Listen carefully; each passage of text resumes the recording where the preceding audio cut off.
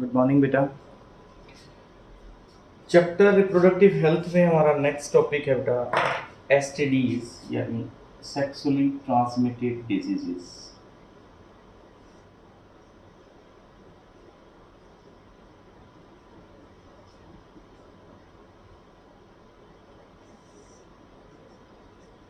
STDs are those diseases in which the disease is transmitted through the sexual intercourse.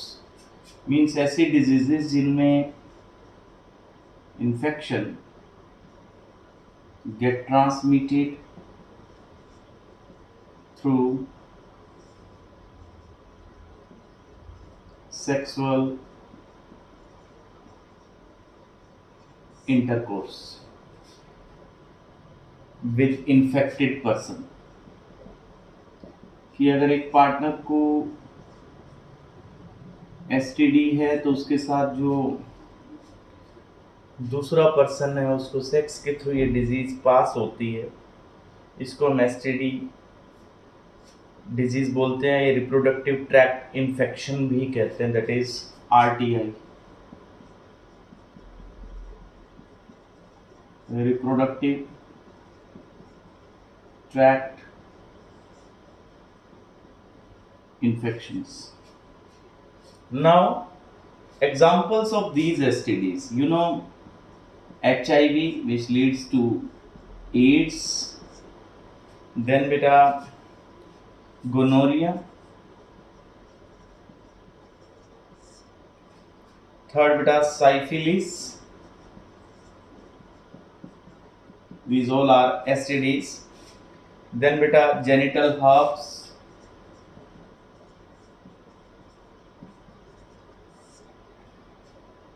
Hepatitis B,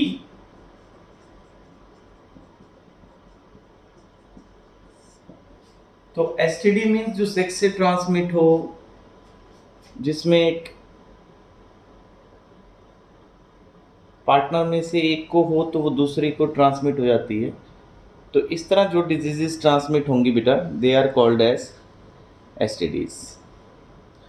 So starting from this HIV to hepatitis B are the examples of STDs. Now the causative pathogen of these diseases. Causative pathogens बेटा STDs के लिए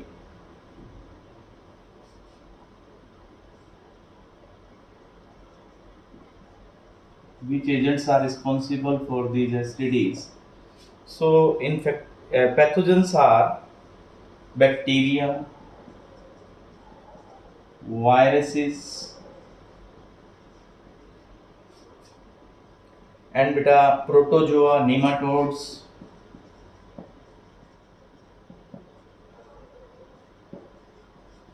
etc. तो ये वो diseases जिनके लिए virus, bacteria, protozoa, nematodes, fungi और ectoparasites भी रिस्पॉन्सिबल होते हैं कुछ केसेस में।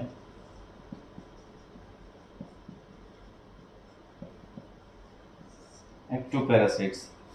इसके बाद बेटा ये ट्रांसमिट कैसे होती हैं? ये डिजीजेस अभी जैसे मैंने आपको बताया कि ये ट्रांसमिट होती हैं थ्रू सेक्सुअल इंटरकोर्स, कि सेक्स के साथ ये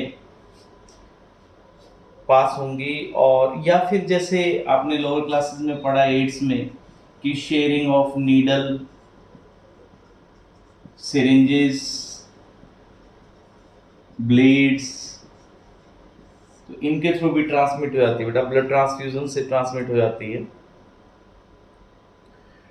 इसके बाद बच्चों प्रिवेंशन, कैसे क्या इलाज हो इनका? प्रिवेंशन बेटा, तो अवॉइड सेक्स विद अननोन,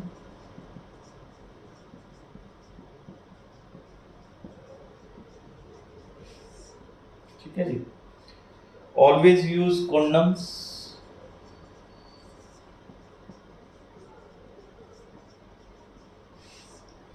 तो इन मेथड से इन डिजीजेस को प्रिवेंट किया जा सकता है, रोका जा सकता है। So now next topic is infertility. Infertility topic काफी इंपॉर्टेंट है बेटा, इससे क्वेश्चंस कई बार एग्जाम में आए हैं। इनफर्टिलिटी मीन्स जब कोई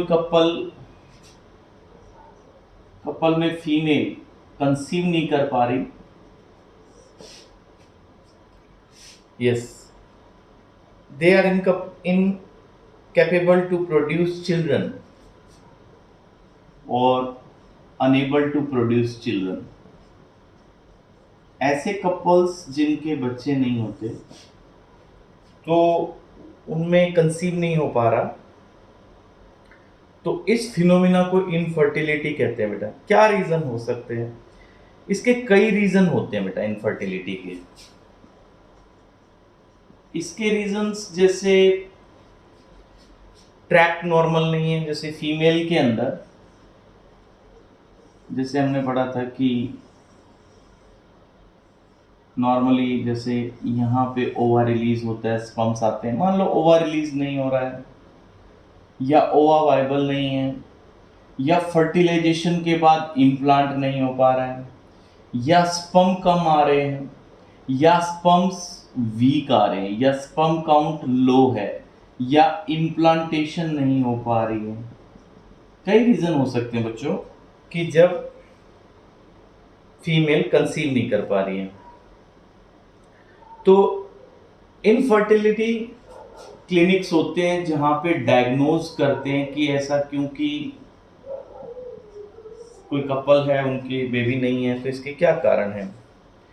तो जब हमें पता लगता है कि इनमें से कोई रीजन है इधर फ्रॉम द मेल और फीमेल कि चाहे स्पर्म कम है, या वो वीक है, उनकी मोटिलिटी कम है, वायबिलिटी कम है, ओवर रिलीज नहीं हो पा रहा, या इम्प्लांट नहीं हो पा रहा, whatever be the reason, that can be diagnosed in these infertility clinics.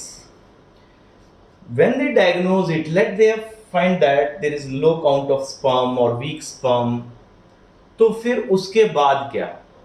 तो जब हमें ये पता लग जाए कि इस रीजन की वजह से यहाँ ये कंसीव नहीं कर पा रहे हैं, तो उसके लिए कुछ तरीके हैं बेटा जिनसे इनके अंदर इस प्रॉब्लम को सोल्व किया जा सकता है। Those techniques are called as ART, assisted reproduction technologies. Assisted reproduction technologies, ART, ये वो टेक्नोलॉजीज हैं बेटा जिनसे हम इस इनफर्टिलिटी की प्रॉब्लम को सोल्व कर सकते हैं।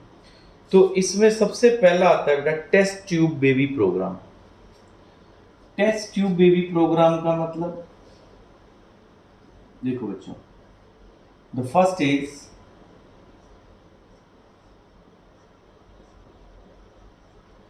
Test tube baby programme.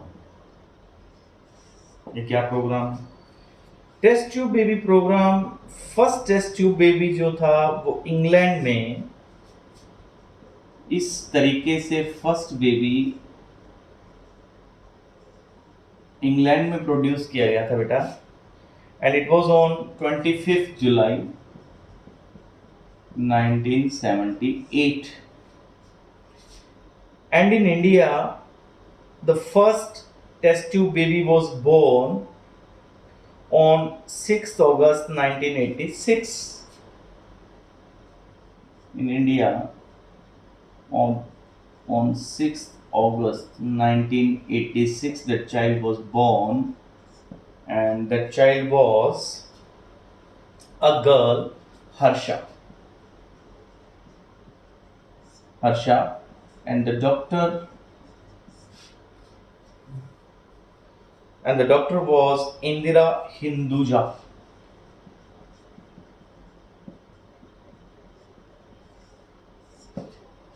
जिन्होंने ये टेस्ट ट्यूब बेबी बोर्न करवाया था, इंदिरा हिंदुजा बेटा, यस, एट मुंबई। तो इस टेक्निक में टेस्ट ट्यूब बेबी में क्या करते हैं, नाम से तो जैसे लग रहा है कोई बेबी टेस्ट ट्यूब में हो, ऐसा नहीं है। इसमें हम क्या करते हैं कि जो मेल है और फीमेल यानी हस्बैंड वाइफ हैं, तो मेल के स्पर्म और फीमेल के ओवा, स्पर्मेटोजून यानी मेल गैमीट को और फीमेल गैमीट को लेबोरेटरी कंडीशंस में फर्टिलाइज करवाते हैं बेटा।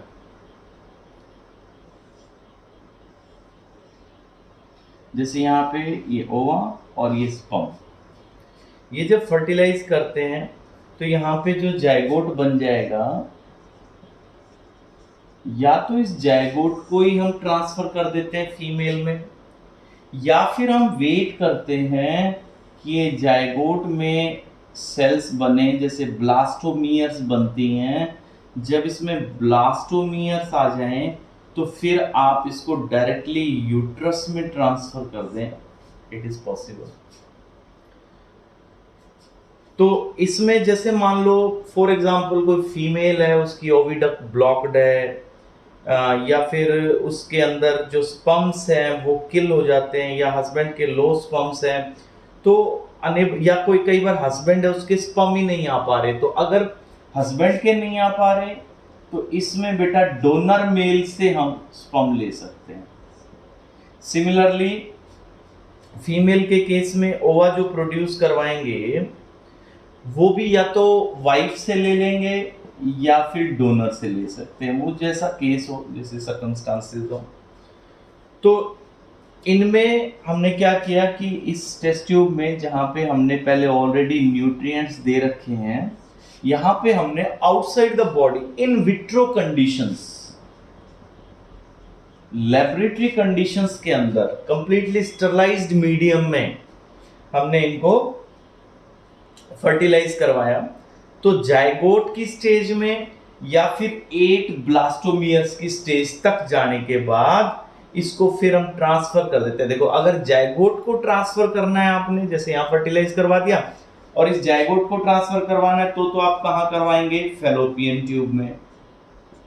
और अगर आपने यूट्रस में करवाना है तो ये किस स्टेज में है, 8 ब्लास्टोमियर्स की स्टेज के अंदर, जैसे हमने पढ़ा था मोरूला की स्टेज के अंदर आप इसको ट्रांसफर करवा देंगे। जब आप इसको जायगोट में ट्रांसफर करवाते हैं तो इसको कहते हैं ZIFT, zygote intra fallopian transfer. ZIFT क्या होगा बेटा, जायगोट इंट्रा फैलोपियन ट्रांसफर, ठीक है बच्चों। और अगर आप इसको यूट्रस में ट्रांसफर करवा रहे हैं, जब ये 8 स्टेज में आ गया, 8 ब्लास्टोमियर्स की स्टेज में, यानी जब ये एम्ब्रियो बन गया हो, तो उस केस में आप टर्म यूज करेंगे IUT, इंट्रा यूटेरिन ट्रांसफर, ठीक है, इंट्रा यूटेरिन ट्रांसफर या zygote intra fallopian transfer. It depends upon either you are transferring zygote or embryo. So अब जैसे मान लीजिए आप ये तरीका फॉलो कर रहे हैं और आपने ये किया, मान लीजिए फीमेल वाइफ जो है उसके अंदर इम्प्लांट नहीं करवा पा रहे आप, तो उस केस में फिर एक और तरीका यूज करते हैं। जैसे बेटा हमने फर्टिलाइज तो करवा लिया, जायगोट या एम्ब्रियो बन गया, अब वो फीमेल में ट्रांसफर नहीं हो सकता क्योंकि मान लीजिए उसके अंदर इम्प्लांटेशन प्रॉपर नहीं हो रही है या यूट्रस में प्रॉब्लम है, तो उस टाइम किसी अदर फीमेल में ट्रांसफर जब हम इसको करवाते हैं, उस फीमेल के यूट्रस में मान लो आपने इसको ट्रांसफर करवाया है, ये कोई और फीमेल है, तो इसके यूट्रस को हमने रेंट पे लिया है, ऑन रेंट यूटेरस। तो अब इसमें जब आपने इसको ट्रांसफर करा दिया एम्ब्रियो को, तो जो बेबी बोर्न होगा वो तो यहाँ से होगा, इस फीमेल से होगा। जो डोनर फीमेल है उसका तो एग है, या वाइफ है उसका एग है, और डिलीवरी जो होगी, जो बेबी बोर्न होगा वो इस मदर से होगा। तो इस मदर को कहते हैं बेटा surrogate mother, that's called surrogate mother, ठीक है, ये तरीका। बट इसमें ना कुछ प्रॉब्लम है, जब ये सरोगेट मदर वाला केस हम यूज करते हैं ना, तो इसमें कुछ लीगल कॉम्प्लिकेशंस आती हैं, ठीक है जी। तो इसलिए ये बड़ी प्रॉब्लम क्रिएट करता है। बट बायोलॉजिकली हम ये मेथड यूज करते हैं। अब बेटा इसका सक्सेस रेट कितना है? इस टेस्ट ट्यूब बेबी टेक्निक का सक्सेस रेट सिर्फ 20% है बेटा, 20 से भी कम। तो इसमें प्रॉब्लम आ जाती है। अब इसके बाद सेकंड मेथड, एक तरीका तो ये हो गया जो काफ़ी फेमस है, जिसमें सरोगेट मदर्स भी इन्वॉल्व हो सकती हैं अगर फीमेल के पास प्रॉपर यूट्रस नहीं है और वो इम्प्लांट नहीं कर सकती। तो दूसरा है बेटा गैमीट इंट्राफेलोपियन ट्रांसफर। पहला टेस्ट ट्यूब बेबी था, दूसरा मेथड है बेटा गैमीट इंट्राफेलोपियन ट्रांसफर।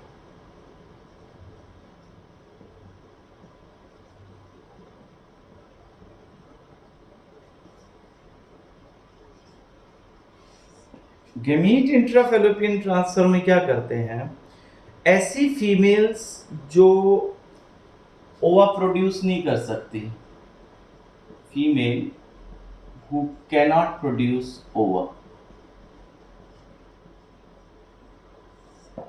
जिसमें ओवा प्रोड्यूस नहीं हो रहा है, but she can provide suitable medium for fertilization, और बाकी सब ठीक है, उसके पास बाकी सब नॉर्मल है, बट ओवा नहीं आ रहा है इसके पास। बाकी मेंस्ट्रुअल साइकिल में बाकी फेजेस नॉर्मल है, मान लीजिए बाकी सब नॉर्मल है। तो इन केसेस में हम क्या करते हैं, ओवा कहाँ से लेके आते हैं, डोनर फीमेल से आप ओवा ला सकते हैं। डोनर फीमेल है कोई अननोन, जैसे इससे हम ओवम ले सकते हैं और फिर हम उसको ट्रांसफर कर सकते हैं। इसको सर्जिकली आप इसकी ओवेरी से निकाल लीजिए।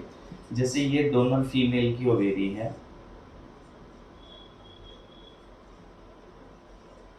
इसकी ओवेरी में से ये हमने ओवा सर्जिकली रिमूव करवा लिया बेटा।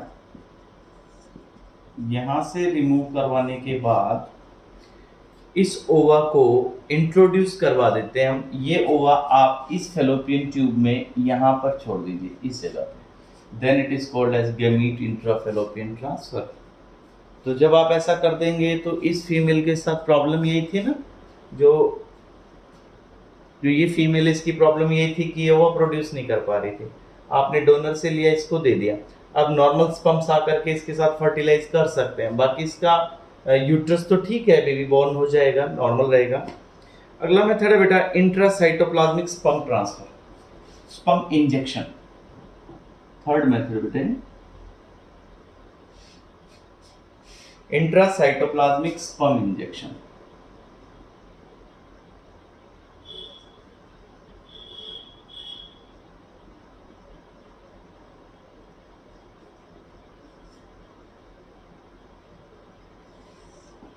Intracytoplasmic sperm injection, ICSI। इस केस में बेटा एक स्पेशलाइज्ड टेक्निक यूज करते हैं, जिसमें हम लेबोरेटरी में एक एम्ब्रियो प्रोड्यूस करवाएंगे। Sperm is directly injected into the ovum. जैसे आपके पास यहाँ ओवम है ये, और इसमें आप स्पर्म को इंजेक्ट कर रहे हैं सिरिंज से, इसके अंदर ओवा के अंदर इंजेक्ट कर रहे हैं। तो फर्टिलाइजेशन आपने करवा दी है, तो इससे क्या होगा, एम्ब्रियो बन जाएगा, फिर हम इसको बाद में ट्रांसफर कर देंगे। तो जैसे यहाँ पे जाइगोट बनता है या एम्ब्रियो बनता है, zygote can be transferred into the female. तो ये तरीका कब यूज करते हैं हम, जब फर्टिलाइजेशन करवानी है। जब नॉर्मल कंडीशंस में फर्टिलाइजेशन नहीं हो रही फीमेल में, तो आप उसको लैब में करवा सकते हो। यहाँ पे न्यूट्रिएंट्स दे सकते हो आप लेबोरेटरी कंडीशंस में, और फर्टिलाइजेशन करवाने के बाद जाइगोट को ट्रांसफर कर सकते हैं। नेक्स्ट मेथड है बेटा AI, artificial insemination. Artificial insemination which is the fourth method, artificial insemination technique. ये टेक्निक वैसे हम यूज करते हैं एनिमल्स के केस में, वेटनरी जो डॉक्टर्स होते हैं वो यूज करते हैं बेटा। इस केस में क्या करते हैं, वैसे तो ये ह्यूमन में भी यूज की जा सकती है, कि जैसे ये रिप्रोडक्टिव सिस्टम है फीमेल का, प्रॉब्लम क्या है कि स्पर्म नहीं जा पा रहे डीप, तो अगर आप उन स्पर्म्स को डीप इंजेक्ट कर दें, यहाँ से आपके पास सिरिंज है and you inject them deep into the uterus और in the fallopian tube, then probability of fertilization get increased. आप जब डीप स्पर्म्स को छोड़ देंगे तो चांसेस बढ़ जाएंगे फर्टिलाइजेशन के, क्योंकि आपने जो इतना बड़ा ट्रैक है ये ट्रेवल करवा दिया स्पर्म्स को, वो सेल्फ नहीं जा सकते थे, तो फर्टिलाइजेशन के चांसेस बढ़ जाते हैं। तो ये तरीका हम यूज करते हैं एनिमल्स में, जैसे फीमेल काउ के अंदर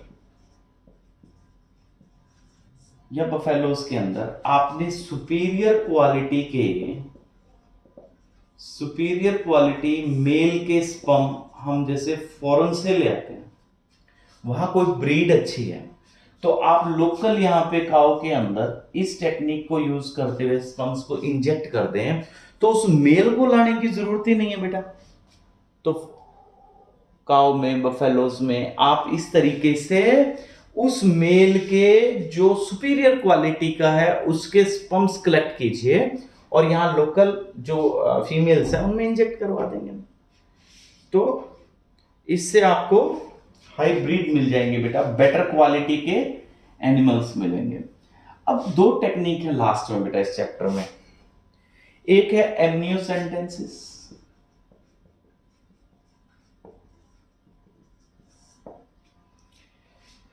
ये एक ऐसा तरीका है बेटा जिसमें trans abdominal aspiration of fluid, trans abdominal aspiration of fluid,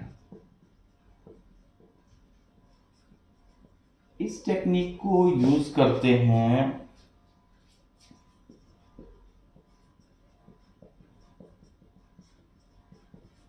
foetus को जेनेटिकली हमने चेक करना है। ये तरीका डायग्नोसिस के लिए यूज होता है बेटा, डायग्नोसिस के लिए क्या डायग्नोज करना है, जेनेटिक डिसऑर्डर। अब जैसे कोई फीटस है मां में, हमें ये नहीं पता कि वो नॉर्मल है या नहीं, तो प्रेगनेंसी के 14th से 15th वीक में ये मेथड हम यूज कर सकते हैं, 14th या 15th वीक में। इसमें हम क्या करते हैं, अल्ट्रासाउंड से उस बेबी की पोजीशन लोकेट करते हैं, जैसे ये यूट्रस है और यहां ये फीटस है बेटा, यहां फीटस है, तो आप क्या करें, बाहर से एक नीडल इंजेक्ट करें जैसे ये, ठीक है, और यहां सिरिंज से आप इसका कुछ एमनियोटिक फ्लूइड कलेक्ट कर लें, एमनियोटिक फ्लूइड। अब उस एमनियोटिक फ्लूइड को जब आप यहां से निकाल लेंगे तो इस फ्लूइड के अंदर कुछ फीटस की सेल्स आ जाएंगी, उन सेल के न्यूक्लियस के अंदर आप चेक कर सकते हो कि क्रोमोसोम्स कैसे हैं, यानी कैरियोटाइपिंग, ठीक है बेटा। इसमें हम न्यूक्लियस को चेक कर सकते हैं कि उसके अंदर कोई जेनेटिक प्रॉब्लम है या नहीं है, तो जेनेटिक प्रॉब्लम्स अगर वहां मिलती हैं हमें, तो हम इस बेबी को अबॉर्ट कर सकते हैं। पर एक प्रॉब्लम है कि इस मेथड का मिसयूज होता है, क्योंकि अगर आपके पास सारे क्रोमोसोम्स आ गए तो आप इजीली बता सकते हो कि इसमें XX है या XY है, means prenatal sex determination हो सकता है, जन्म से पहले आप ये बता सकते हैं कि वो मेल है फीटस या फीमेल है। तो इसलिए हमने इस मेथड को क्या कर दिया है, बैन कर दिया इंडिया में, this method has been banned, क्योंकि फीमेल फिटिसाइड के केसेस बढ़ गए थे इसमें, ठीक है बेटा। अब क्योंकि ये मेथड होता है बच्चों 15th और 16th वीक में, ठीक है, तो उस टाइम चलो हम अगर ये मान लेते, ये हटा देते हैं कि मान लो नहीं कर रहे हैं हम, फिर भी इस मेथड में एक प्रॉब्लम है। इस मेथड में ये प्रॉब्लम है कि मान लीजिए आपने इसके क्रोमोसोम्स चेक किया, आपको पता लगा क्रोमोसोमल डिसऑर्डर है कोई, तो इतना लेट 15th वीक में जो है कि आपने abort करना, it's very difficult to abort the child at that stage. So one another method has been developed that is called as CVS, that is chorionic villus sampling. Chorionic villus sampling, ये method develop किया बेटा। इस method में क्या करते हैं, जो female के अंदर जैसे यहां पे फीटस है यूट्रस में, और उस फीटस को हम लोकेट कर लेते हैं कि अल्ट्रासाउंड से, और ये हम कर सकते हैं 8 से 10th वीक के बीच में। वो कब था बेटा? 14 से 15th वीक में था एम्नियोसेंटेसिस। सीवीएस हम कर सकते हैं 8 से 10th वीक में। इसमें आपको नीडल नहीं लगानी, इसमें हम एक ट्यूब डालते हैं यहाँ से बाहर से, कैथेटर कहेंगे उसको, कैथेटर डालते हैं, और उस कैथेटर से इस कोरियोनिक लेयर, जो आउटर लेयर होती है ना फीटस की, that is chorionic layer, chorionic layer की कुछ सेल्स निकाल लेते हैं बेटा। यहां से जो सेल्स आई हैं उनके क्रोमोसोम्स की शेप अगर आप देखते हैं तो यू कैन फाइंड, आप उनको काउंट कर सकते हैं कि क्रोमोसोमल डिसऑर्डर्स हैं या नहीं है। मान लीजिए आपको डिफेक्ट मिल जाता है तो it's quite easy to abort. आपके पास एक ग्राउंड हो जाएगा, डॉक्टर के पास एक ग्राउंड होता है कि क्योंकि इस बच्चे के पास एक क्रोमोसोमल डिफेक्ट है, जन्म के बाद इसको प्रॉब्लम रहेंगी, तो फिर परमिशन है कि उसको अबॉर्ट कर सकते हैं। पर वही प्रॉब्लम यहाँ पे भी XX और XY इजीली डिटेक्ट हो सकते हैं, इसलिए इसको भी बैन कर दिया। It's also ban in India, क्योंकि प्रीनेटल सेक्स डिटर्मिनेशन किया जा सकता है CVS से भी। So this is completion of your chapter बेटा। ये यूनिट पूरी हो गई है, हमारा सिलेबस कंप्लीट हो गया है आपके फर्स्ट टर्म के एग्जामिनेशन के लिए। अब हमने आगे बेटा रिवीजन करनी है, ठीक है बच्चों। आपने NCERT बुक अंडरलाइन करनी है, ये कंसेप्ट लर्न करने हैं, अंडरलाइन करके लर्न करके बेटा एग्जाम्पलर से भी करना आपने। थैंक यू बेटा, हैव अ नाइस डे।